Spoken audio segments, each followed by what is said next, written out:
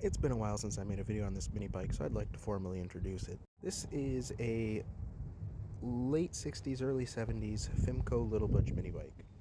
Originally, these would have come with a 5 horsepower Tecumseh flathead engine and what they call a torque converter. Now, this is not like the modern day CVT belt driven torque converter you see in power sports applications. Instead, you have what's essentially a 2-speed automatic transmission. So this looks like a normal clutch, except that there is a second sprocket on it. One chain goes to a sprag gear, and on the same jack shaft, you have another chain going to this kind of backwards inside-out centrifugal clutch. This is geared taller than this. So below a certain RPM, this will pull and move the bike through that sprag gear.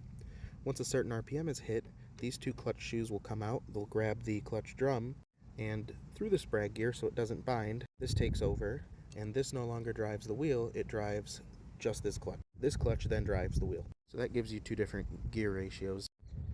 When I got it, it had no engine on it. The first engine that I put on it was an overhead valve Tecumseh engine. I did end up getting bored of that and eventually put a built Briggs Intec, which had a billet rod, a billet flywheel, a slide carb, no governor, it was cammed.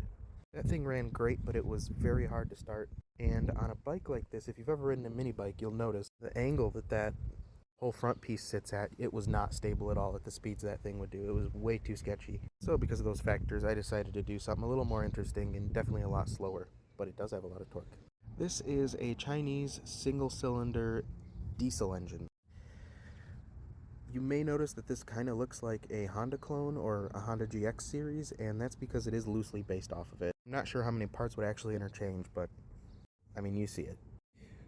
The obvious differences are you've got a compression release on the head, the valve cover looks completely different, there's a fuel injector, it is direct injected, and down there is the injection pump. Originally this would have had a pull start on it, but that was atrocious to use. I hurt my shoulder one too many times and ended up breaking, so I did an electric start conversion on it. Originally this engine would of course be naturally aspirated, but I did have a couple turbos from a C5 all-road laying around, so that's a Borg Warner KO3.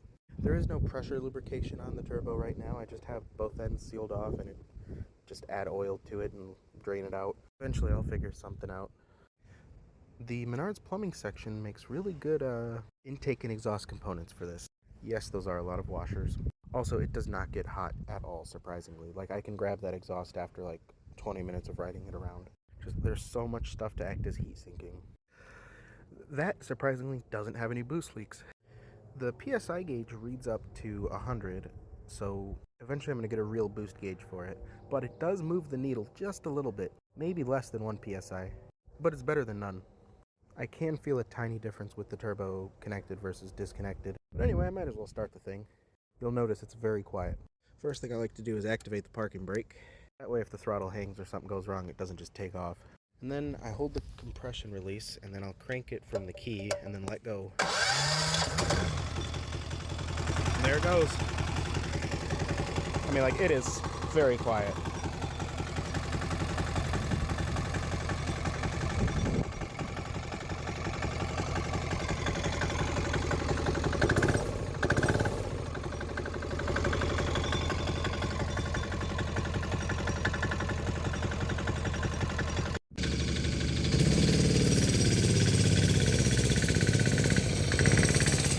So now that I've got it running okay, the next thing it needs, you might have seen how bad the turbo is shaking. It's not that bad in real life. That is an artifact of the frame rate of the camera and everything, but it does move a little bit, so I'd like to add a brace to it. That obviously needs to be something permanent that isn't a zip tie.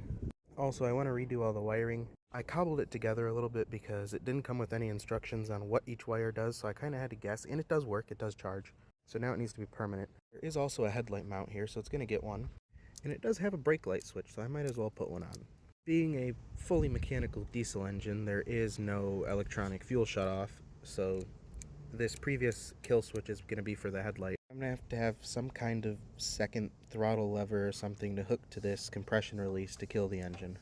Oh yeah, and probably new tires eventually, and definitely new shocks because those are locked up completely. For the headlight, I'm probably going to do just a 35 watt HID of some sort. A projector, I've got a bunch of them laying around. I might just have it that the headlight comes on as soon as you hit the key switch, and then this is the high beam, low beam. It's definitely a mess. Oh, there's a bird. But it's definitely the cheapest thing I've ever put together out of all my projects. So it's fun. It is a lot of fun. Probably going to repaint it eventually and also maybe paint this so it's not very obviously PVC.